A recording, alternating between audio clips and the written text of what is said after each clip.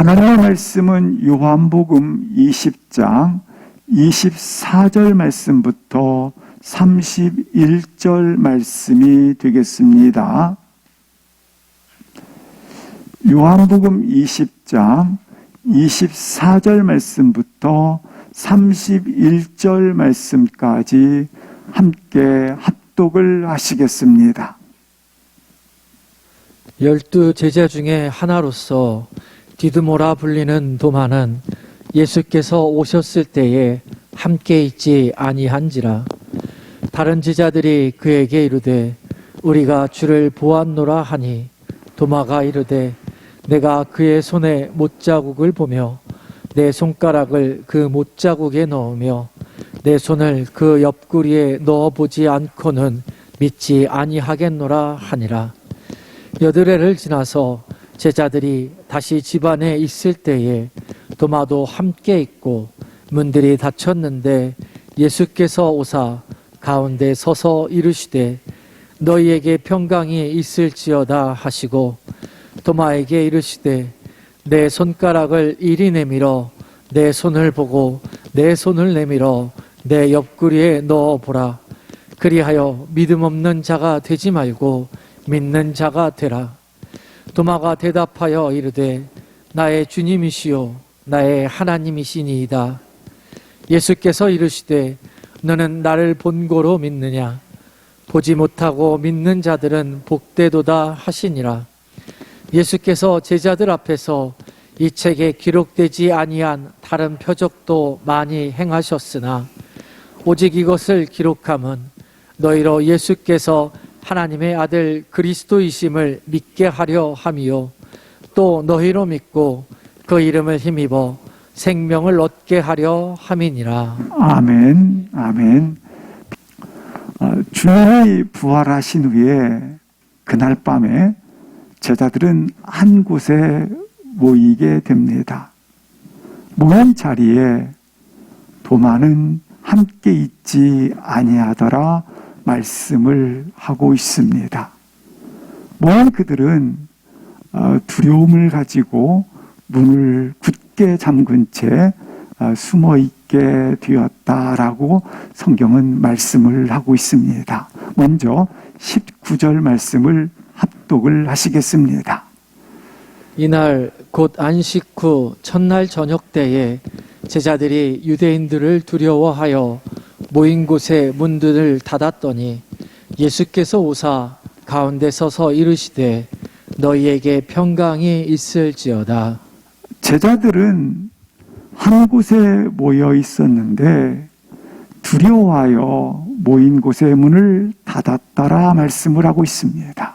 특별히 유대인들이 두려웠더라 말씀을 해주고 있습니다. 제자들은 주님의 부활하셨다는 소식을 듣고 이처럼 두려워하여 모인 곳의 문을 닫고 그들은 이처럼 한 곳에 모여 있더라 소개를 하고 있는 것입니다. 이렇게 두려워하는 제자들에게 주님께서 오시사 이렇게 세 가지 말씀을 전해주시고 있습니다. 첫 번째가 너희에게 평강이 있을지어다 말씀을 해주시고 있습니다. 두려움에 떨고 있는 제자들에게 먼저 그들의 필요를 채워주시게 됩니다. 그것은 그대들에게 평강이 있을지어다. 인간의 특성은 두려움과 불안에 쫓기고 있다고 하는 것입니다. 위협, 배신, 외로움, 죽음, 저주, 이 모든 것들이 곧 다가오기 때문에 이것들의 쫓김으로 말미암아 두려움을 가지고 있다고 하는 것입니다. 아니, 모든 일이 잘 진행되고 있습니다. 건강도 유지되어지고 있고 행사마다 형통한 은혜가 흐르는 것처럼 잘 되어지고 있음에도 불구하고 인생의 본성은 두려움에 쫓기고 있다고 하는 것입니다. 이렇게 공포와 두려움 가운데 있는 제자들에게 주님께서 우리 인생들에게 주님께서 위로를 해주신 것이 있습니다. 14장 1절을 보시겠습니다. 마음에 근심하지 말라. 27절 말씀을 보시겠습니다. 맨 밑에 보면 너희는 마음에 근심하지 말라, 두려워하지 말라, 나의 평안을 너희에게 주노라. 이 평안을 주신 말씀은 십자가 지기 전이기 때문에 약속이 되는 것입니다. 두려워하는 제자들에게, 근심하는 제자들에게 주님이 약속하셨습니다. 나의 평안을 너희에게 주노라. 인생은 본성상 이처럼 공포와 두려움에 쫓기고 있는 인생들이라고 하는 것입니다. 그런 인생들을 향하여 오늘 주님께서 부활하신 후에 첫 번째 메시지, 그대들이여 근심하지 말라, 그대들이여 두려워하지 말라. 이 약속은 땅의 평안이 아니라 하늘의 평안이요, 이 약속은 일시적인 평안이 아니라 영원한 평안을 주시겠다고 약속을 하신 것입니다. 그런데 오늘 본문은 부활 후, 부활하신 후에 하시는 말씀이 너희에게 평안을 주노라 라고 하는 것입니다. 십자가 지기 전에 이 평안을 주노라고 하는 것은 약속입니다. 그런데 부활하신 후에 주님께서 너희에게 평안을 주신다고 하는 것은 바로 실제가 너희에게 소유됐다고 하는 것입니다. 이 평안이 너의 것이 되었다고 하는 것입니다. 예수님은 오늘 제자들에게 이 평안을 약속하신 것에 대해서 십자가 지심으로 이 평안이 너에게 능력이 되었다고 말씀을 하고 있는 것입니다.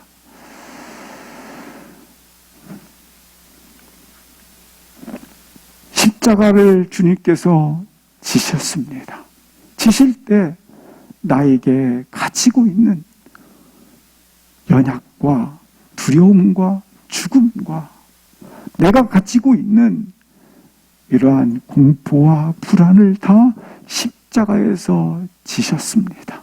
짊어지심으로 말미암아 그 모든 것들을 깨끗게 나로부터 가지고 있었던, 인생이 가지고 있었던 이 모든 것을 대신 짊어지심으로 그가 없이 해주셨고, 부활하심으로 깨끗하게 승리하게 하셨고 온전히 치료를 하셨다고 하는 것입니다.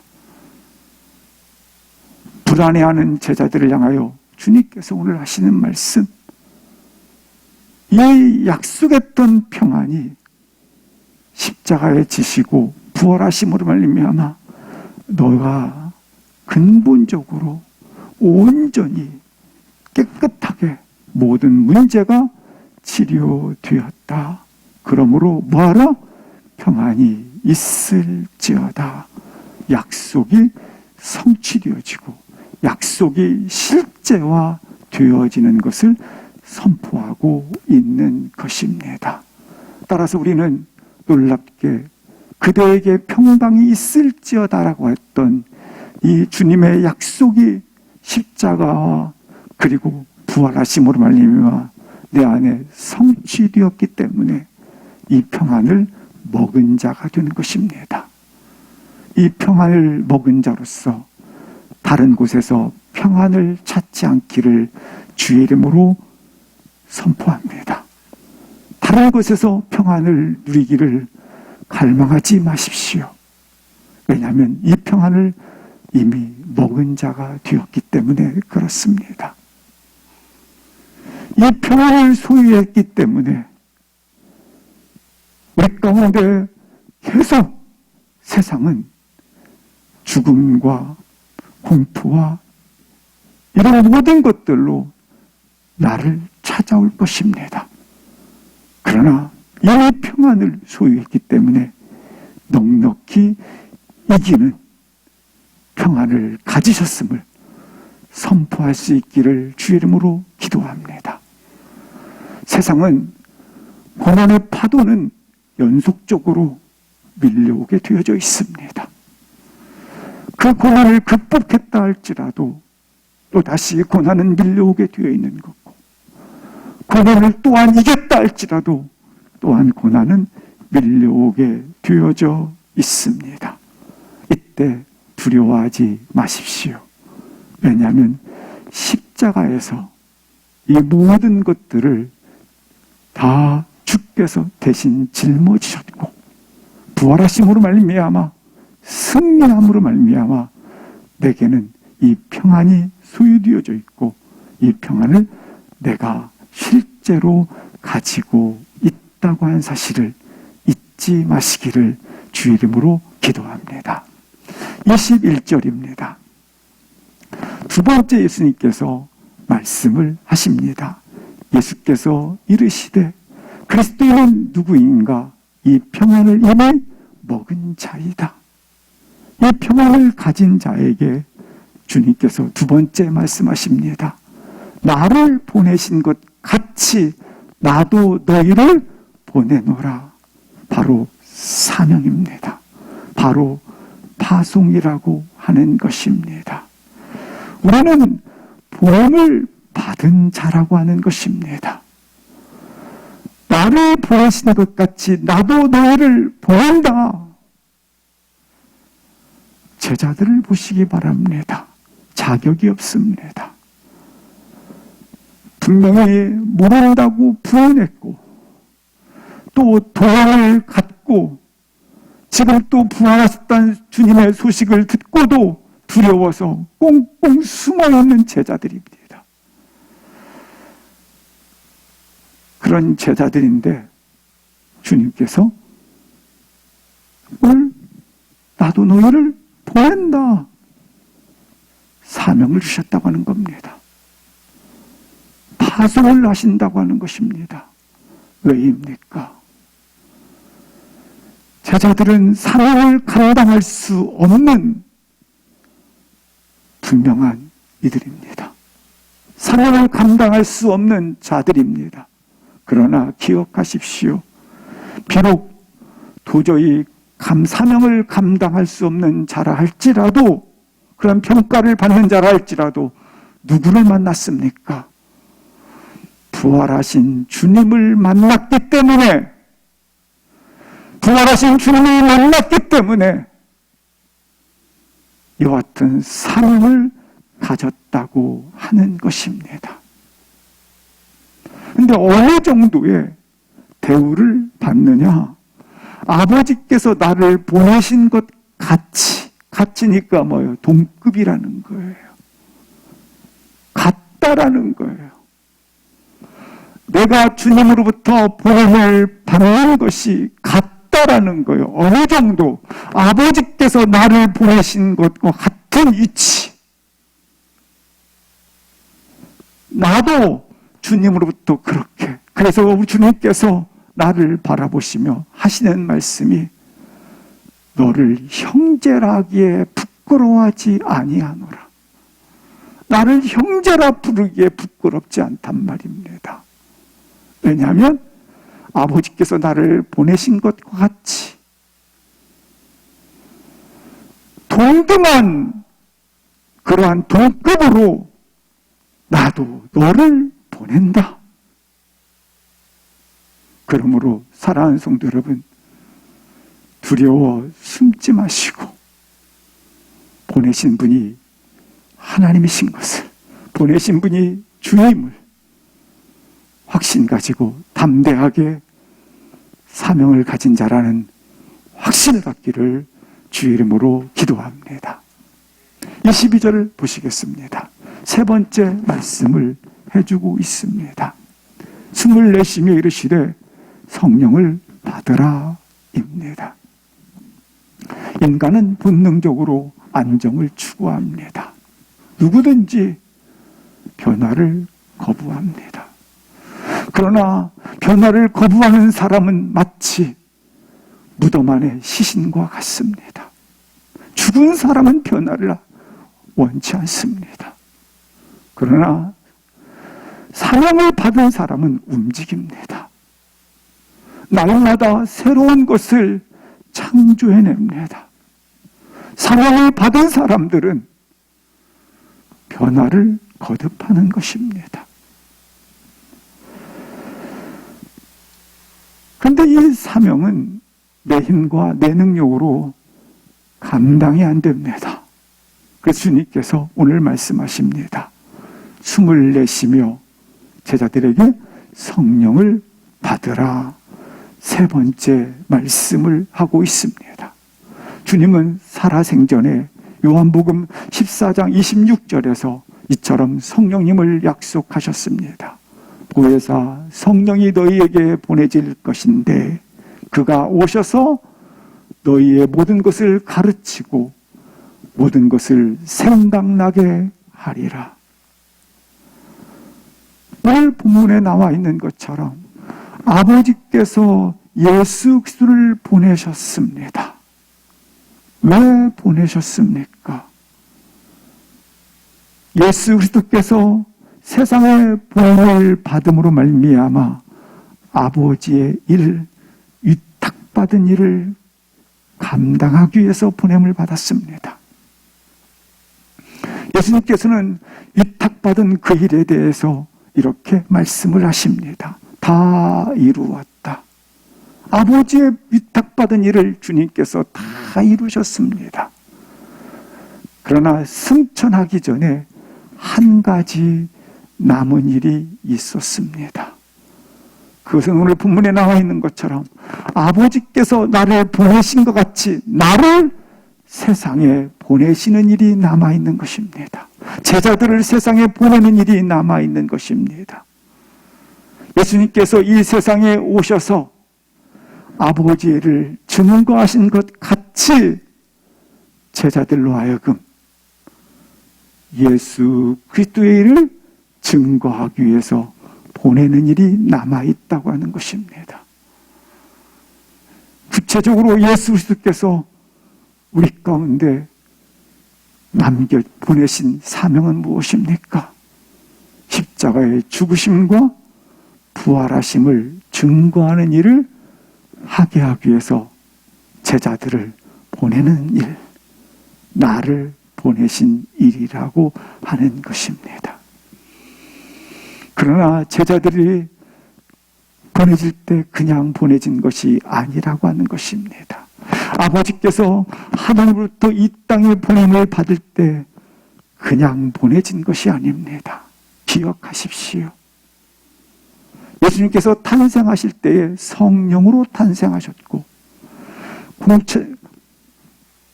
그가 사역을 시작하기 전에 세대 요한으로부터 세례를 받으실 때 하늘로부터 빌 같은 성령이 그에게 임하였다고 말씀하시고 40일 동안 금식하신 후에 광야에 나아가 사단으로부터 시험받을 때에 성령의 이끌림 받아 광야로 가셨다고 말씀을 하시고 귀신을 내어 쫓을 때에 성령의 능력을 힘입어 내어 쫓으셨다고 말씀을 하고 있습니다.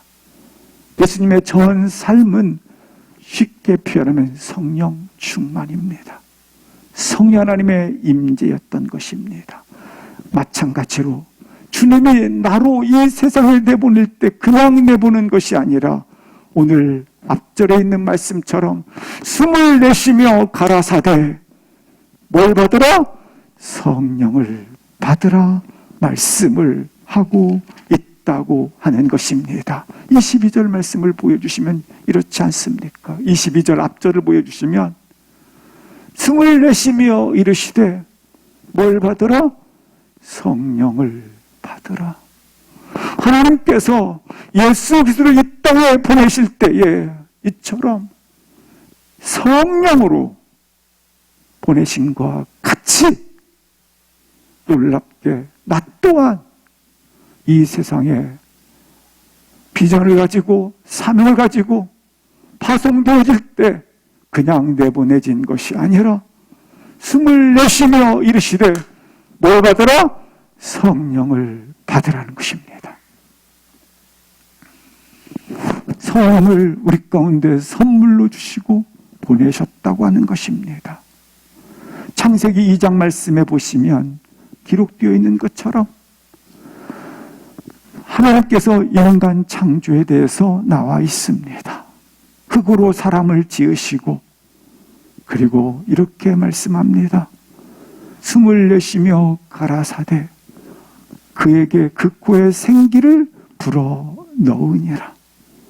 그와 같을 때 생명이 된지라 살아있는 생명이 되었다고 말씀합니다. 이처럼 하나님께서 성령으로 사람을 이처럼 지었을 때에 성령으로 그를 지으시사 어떻게 하신 겁니까? 생명이 되게 하셨어요. 생명이 되게 한 후에 세 가지 명령을 하신 겁니다. 세상에 나아가서 다스리라, 정복하라, 충만케 하라. 마찬가지입니다. 오늘 본문도 이 제자들은 두려워 떨고 있었다고 하는 겁니다. 아니, 죽어 있었다라는 것입니다. 흙으로 지음받은 인간으로만 있지 그 안에 영이 없기 때문에, 부활하신 주님을 만나지 못했기 때문에 이미 죽어 있는 자요, 육신만 있는 자요, 그들은 이처럼 살았으나 이미 죽은 자들이었습니다. 영이 없기 때문에. 그런 그들에게 성령을 받으라. 다른 표현으로 말하면 오순절을 통해서 성령이 임재하시지만 여기에서는 조금 그 부분보다 앞서서 우리 주님께서 이미 가지고 계신 자신의 성령이 있으셨습니다. 그것을 제자들에게 부어주신 것입니다. 그러자 그들이 놀랍게 부활의 생명 새 사람이 된 것입니다. 이 창조 때 이루어졌던 새 사람으로 옷 입혀져서 어디로 나가는 것입니까? 내가 너희를 어떻게 했나? 보낸다라고 말씀하시는 것입니다. 그래서 오늘 본문에 뭘 받으라? 성령을 받으라 말씀을 하고 있는 것입니다. 부활 생명으로 창조 때 새 사람으로 지은 것을 지은 후에 세상으로 가라. 가서 다스리라. 오늘 본문도 너가 부활의 생명 새 사람이 되었으니 뭐하라? 가라. 가라. 뭐하라? 다스리라 말입니다. 말씀을 하고 계시다고 하는 것입니다. 오늘 다시 한번 우리 가운데 부활하신 주님이 세 가지 말씀을 마음에 두시기를 바랍니다. 하나는 그대에게 평강이 있을지어다. 그리고 두 번째로는 아버지께서 나를 보내신 것 같이 나도 너를 보내노라. 세 번째는 성령을 받으라 입니다. 이 성령 받은 사람의 특징이 있습니다. 23절입니다. 합독하시겠습니다. 너희가 누구의 죄든지 사하면 사하여질 것이요 누구의 죄든지 그대로 두면 그대로 있으리라 하시니라. 죄에 대해서 사하면 사하여질 것이라고 하는 용서의 삶을 산다고 하는 것입니다. 성령 받은 사람의, 이 땅에 보냄받은 사람의 특징이 있다면 용서의 삶을 사는 것입니다. 사랑의 삶을 사는 것입니다. 용서 역시 내가 할 수 있는 권한이나 능력이나 힘이 있는 것이 아닙니다. 내가 용서가 안 됩니다. 나는 용서할 수 있는 능력이 되지 못합니다. 하나님만이 가지고 계신 권한이요 능력이 되십니다. 그런데 사명이 제자들에게 자격이 없지만 부활하신 주님을 만남으로 말미암아 그 사명을 아버지께서 나를 보내신 것 같이 나도 너희를 보낸다고 하는 그 가치가 그 도급이 되는 것처럼 그렇게 나의 권한을 높여주셔서 하나님의 권한을 누구에게? 나에게, 사명받은 자에게 주어졌다라고 하는 것입니다. 보냄받은 자들에게 주어졌다고 하는 것입니다. 따라서 나도 용서할 수 있는 권한을 가지게 되었는데 내가 누구의 죄를 용서하게 되면 하늘에서도 그 죄가 용서되는 그와 같은 권한을 가지게 되었다라고 하는 것입니다. 따라서 사명을 받을 수 없는 자격을 가졌지만, 자격을 갖지 못했지만, 그러나 주님을 만남으로 말미암아 이와 같은 권한을 가졌고, 마찬가지로 오늘 본문에 용서할 수 있는 권한과 능력이 없지만 부활하신 주님을 만나면 주님께서 나를 형제라게 부끄러워하지 않도록 그렇게 권한을 주셨는데 하나님의 권한을 내게 죄를 사하는 권한을 주셨다. 그러므로 너희는 이 세상에 나아가서 어떻게 살아야 하는가? 용서하는 삶을 살아라는 겁니다. 용서하는 삶으로, 사랑의 삶으로 살아가라는 것입니다. 베드로가 말을 합니다. 주여 7번 용서하면 되겠습니까? 아니라 7번 70번을 할지어다. 77, 49, 490번을 용서하라는 말은 무슨 말입니까? 계속 용서하라. 끝까지 용서하라. 그 사람이 어떠하든지 간에 용서하는 삶을 살라. 세상은 아우성치고 있고 요동치고 있고 그리고 소란 가운데 있습니다. 이러한 세상으로, 이러한 요동치는 세상 속으로 너를 보냈다. 그 보내진 그곳에서 용서하는 삶을 살라. 왜? 아직도 추수할 곡식이 많다. 아직 때가 가까이 왔다. 때가 얼마 남지 않았다. 가서 용서하는 삶을 살라. 성령 받은 사람의 특징이 뭔가? 가서 용서의 삶을 살라. 내 힘으로 안 된다. 그래서 성령 충만을 구하라. 말씀을 하고 있는 것입니다. 그리고 오늘 본문에 나와 있는 요한복음의 기록 목적이 기록되어져 있습니다. 오늘 의심하는 제자 한 사람에 대하여 우리 주님께서 응답을 해주시고 계신 말씀이 마지막 요한복음의 최종적 결론 부분에 기록되어 있다고 하는 것입니다. 왜 그러면 이렇게 최종적인 부분의 결론처럼 이 본문을 마지막에 기록하고 있는가?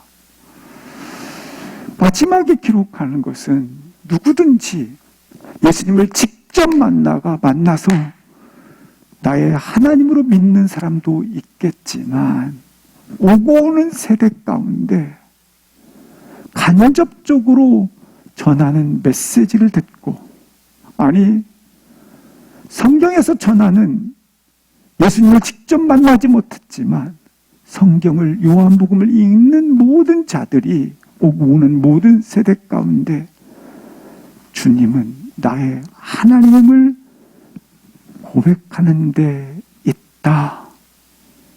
따라서 요한복음 21장은 마치 부록과 같은 것입니다.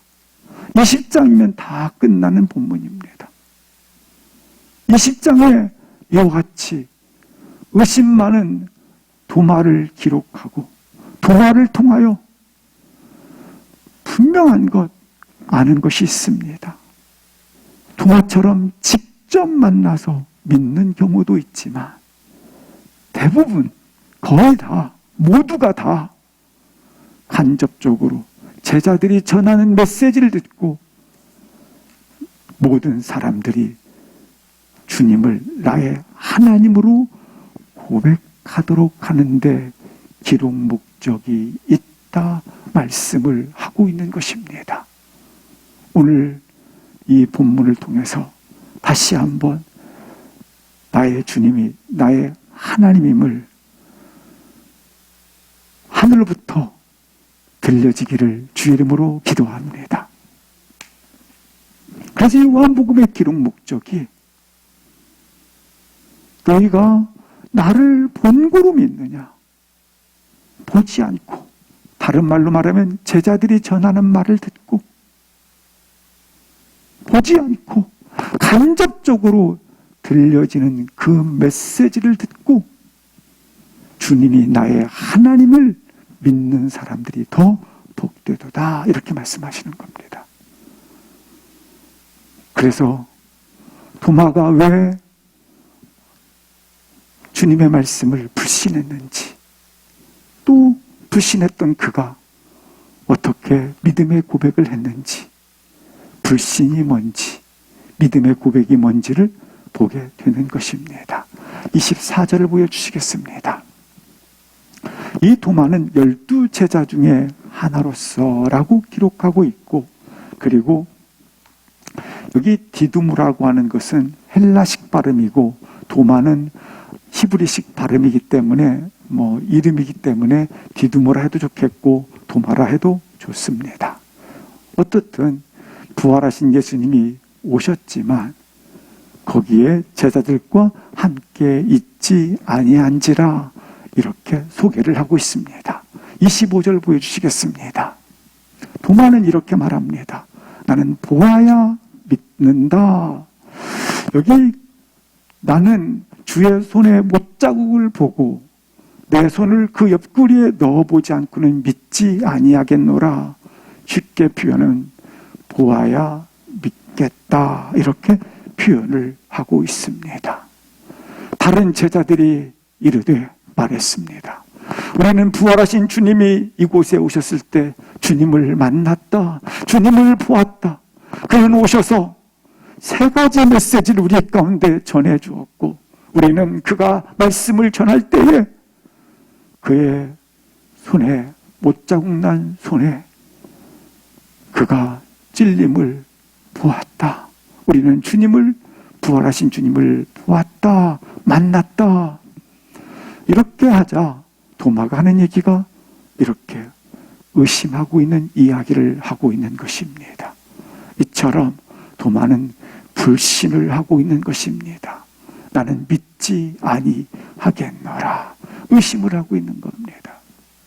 여기 다른 제자들이 전하는 것은 바로 간접적으로 전하는 것입니다. 여기 다른 제자들이 전하는 것은 마찬가지로 직접 도마가 주님을 손에 넣어보고 손가락을 보고 만지는 것과 그리고 다른 제자들이 전하는 것들이 있습니다. 주님을 직접 손으로 못자국 나는 손을 보고 주님을 직접 그 못자국에 손을 넣어보고 믿는 것보다 다른 제자들이 우리가 주를 보았다라고 전하는 것이 더 복되도다 이 얘기를 하고 계신 거예요. 그동안 이 본문을 어떻든 성경은 그렇게 얘기를 하고 있습니다. 예를 들어서 마르다가 열심히 봉사하고 수고를 할 때에 우리 주님께서 이렇게 말씀을 하십니다. 마리아가 더 좋은 선택을 하였다. 잘못했다는 얘기가 아니에요. 더 좋은 선택을 하였다.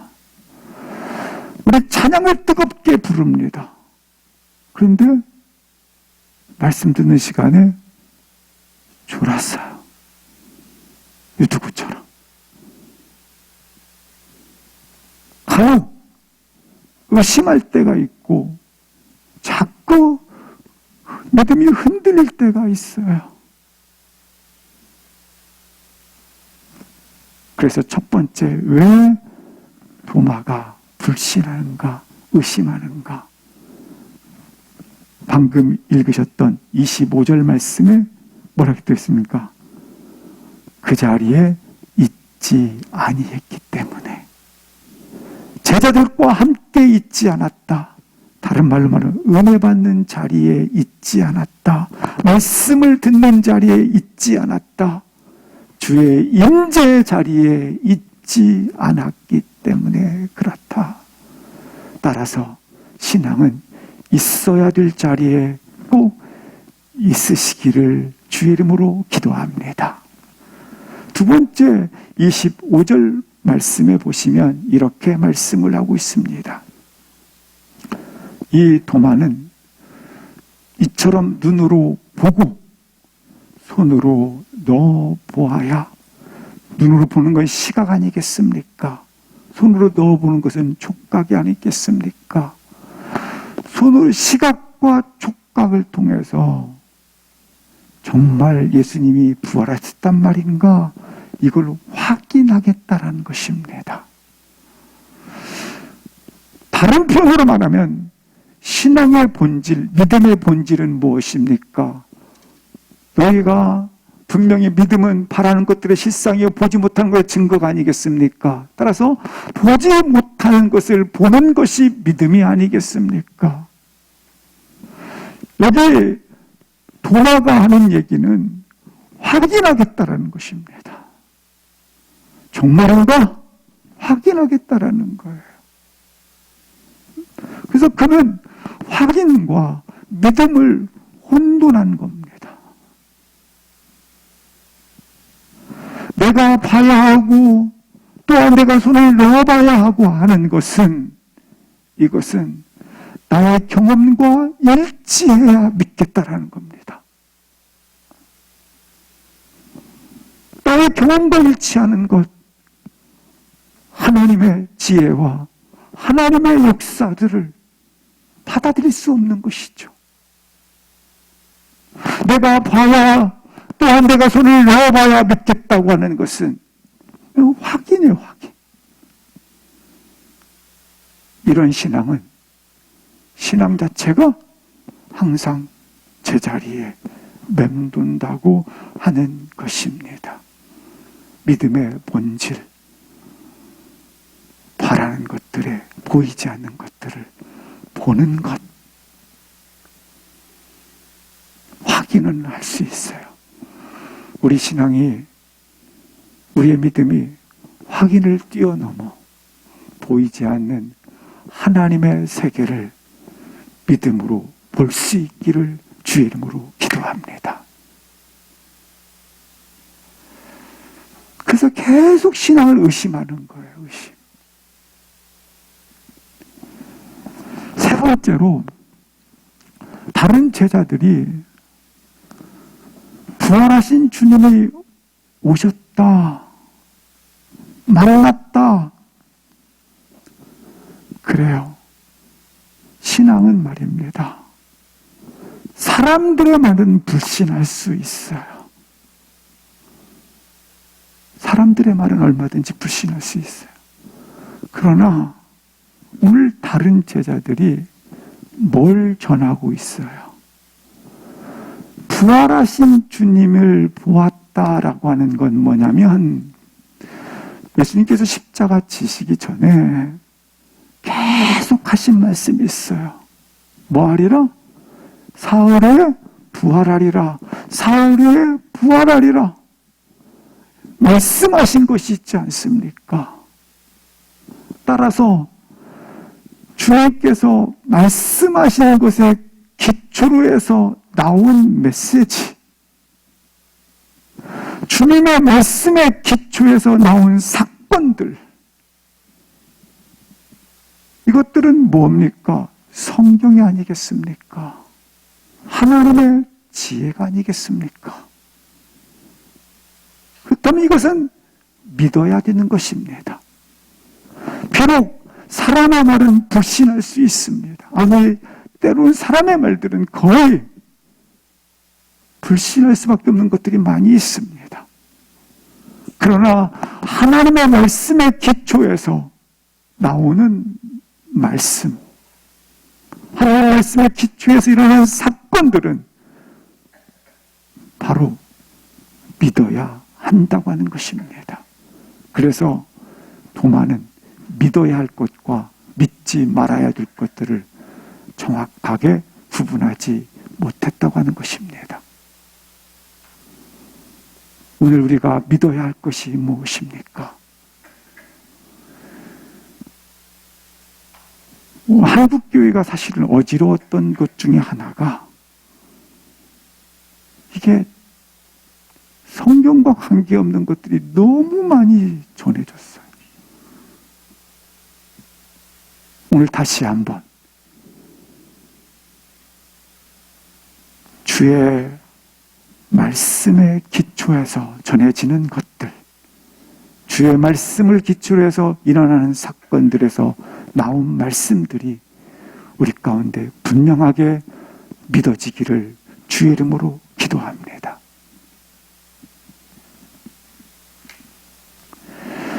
26절, 27절을 보시겠습니다.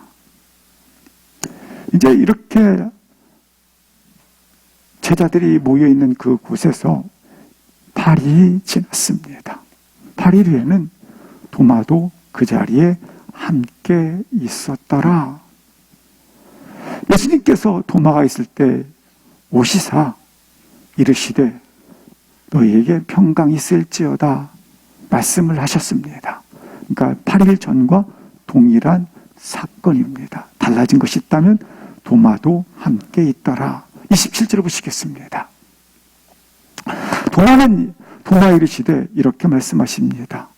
도마는 내가 주의 손가락을 찔린 손가락을 보아야 믿겠고 옆구리에 손을 넣어봐야 내가 믿겠다라는 말씀을 들으셨는지 아마 도마는 깜짝 놀랐을 것입니다. 근데 도마에게 주님께서 말씀하십니다. 내 손을 보라. 내 몸을 만지라는 겁니다. 내 손을 내밀어 내 옆구리에 넣어보라. 내 몸을 직접 네가 만져보라. 말씀을 하십니다. 우린 여기서 주님께서 어떻게 응답을 하시는지를 보여주고 있습니다. 의심하는 도마에게 우리 주님께서 어떻게 응답하십니까? 도마의 믿음 없음을 긍휼히 여기시고 도마의 믿음 없음을 불쌍히 여기시고 오늘 직접 만지라. 직접 내 몸을 만지라고 말씀을 하고 있는 것입니다. 우리 주님은 8일 후에 다시 오셨다라는 걸 뭘 말씀하고 있느냐면 각 사람 한 사람 한 사람 도마 한 사람이지만 다시 오셔서 이처럼 친밀하게 살펴주시고 오늘 말씀을 하십니다. 네가 직접 내 몸을 만지라. 그래서 신앙은 구하라, 찾으라, 두드리라 말씀하시는 것처럼 의문에 대해서 자꾸 하나님의 뜻이 무엇입니까? 하나님께서 원하시는 것은 무엇입니까? 의문을 구하시는 겁니다. 그리고 찾으시는 겁니다. 진리를 찾으시는 겁니다. 그리고 두드리는 것입니다. 진리가 무엇인가? 그때 응답이 있다라고 하는 것입니다. 이렇게 주님께서는 도마에게 응답을 하셨습니다. 직접 내 몸을 만지라. 만진 도마가 이렇게 대답을 합니다. 28절 앞도가시겠습니다. 대답하여 이르되 나의 주님이시요 나의 하나님이시니이다. 도마는 부활의 주님을 믿게 되었음을 고백하고 있습니다. 나의 주님이시요 나의 하나님이십니다. 여기서 요한복음 기록의 목적이 있습니다. 그 기록 목적은 나의 하나님이십니다. 따라서 요한복음 1장부터 마지막 장까지 요한의 전체 표현, 모든 장마다 나의 하나님이십니다. 나의 하나님이십니다. 도마의 고백을 마지막 결론 부분에 마지막 부분을 기록함을 통해서 오고 오는 모든 세대들이, 그리고 오늘 본문을 표현했던 29절에 나오겠지만, 내가 보고로 내 몸을 만진 거로 믿느냐? 아니다. 네가 제자들을 통해서 간접적으로 전해진 것, 아니 바로 믿음의 사람들을 통해서 전해진 것, 그것을 너가 듣고 믿는 것이 더 복되도다. 오늘날 많은 성도분들 직접 맞아요. 그것도 좋다라는 거예요. 그러나 뭐가 더 복이 있는가? 이렇게 간접적으로 뭐 하는 거? 들려줘서 전해지는 것을 듣고 주님이 나의 하나님을 고백하는 그것이 더 복되도다 말씀을 하고 있는 것입니다.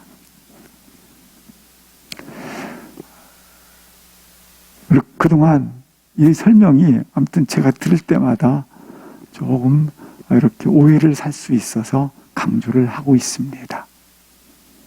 가이사랴 빌립보 지역에서 우리 주님께서 베드로에게 너는 나를 누구라 생각하느냐? 그때 주님께서 베드로가 하는 말이 주는 그리스도시요 살아계신 하나님의 아들입니다. 주님의 대답이 무엇입니까? 이를 알게 하신 이는 하늘에 계신 내 아버지시니라 말씀을 하고 있습니다. 의심하던 도마, 그러나 나의 주님은 나의 하나님이라고 고백하고 있습니다. 우리 다시 한번 나의 주님은 나의 하나님이심을 선포하시고 고백할 수 있기를 주의 이름으로 기도합니다.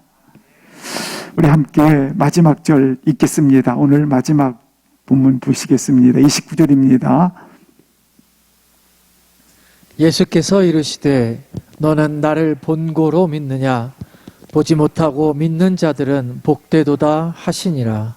예수님께서 승천하시기 전에 한 가지를 가르치고 싶었습니다. 뭘 가르쳐주고 계십니까?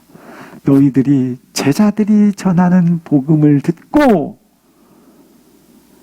나의 주님은 하나님이시다라고 고백하는 것, 그것이 복되도다. 이것을 가르치고 계시다고 하는 것입니다. 히브리서 11장 1절 말씀을 보시겠습니다. 믿음은 뭔가? 믿음의 본질은 바라는 것들의 실상이요 보이지 않는 것들의 증거이니라. 예수님은 마가복음 13장 31절에 이렇게 말씀을 주셨습니다. 천지는 없어지겠으나 내 말은 영원히 없어지지 아니하리라. 우리의 경험도 없어지고 우리의 존재도 없어지지만 그러나 주님의 말씀은 영영하고 없어지지 아니하리라. 때문에 우리가 그 말씀을 믿는 것입니다. 눈에 보이는 것은 잠깐입니다. 우리의 믿음의 선배분들도 이 자리에서 없습니다. 다 보이는 것들은 사라집니다. 그러나 지금도 말씀은 살아서 영원하며 없어지지 아니한다고 하는 것입니다. 우리 주님의 마지막 대제사장적 기도를 들어보고 마치겠습니다. 요한복음 17장 20절을 같이 읽겠습니다. 시작. 내가 비옵는 것은 이 사람들만 위함이 아니요 또 그들의 말로 말미암아 나를 믿는 사람들도 위함이니.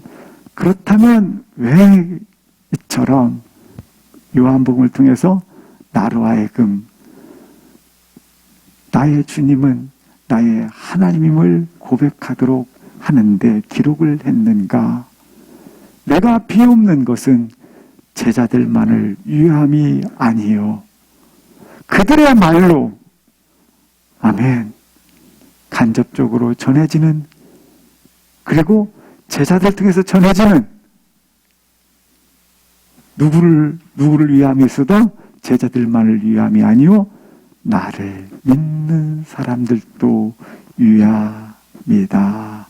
바로 내 제자를 통해서 전해진 복음을 듣고 예수는 하나님이시다라는 것을 믿는 사람들도 위함이니라. 그래서 우리가 꼭 기억하시기 바랍니다. 예수님의 기도 가운데 나타났던 것처럼 말씀은 능력입니다. 말씀이 다시 한번 우리 가운데 말씀해 주셨던 것처럼 나의 주님은 나의 하나님이심을, 나의 주님은 나의 하나님이심을 위대한 선언을 들으시면서 걸어가시기를 주의 이름으로 축복합니다. 일어나셔서 잠시 기도하시겠습니다.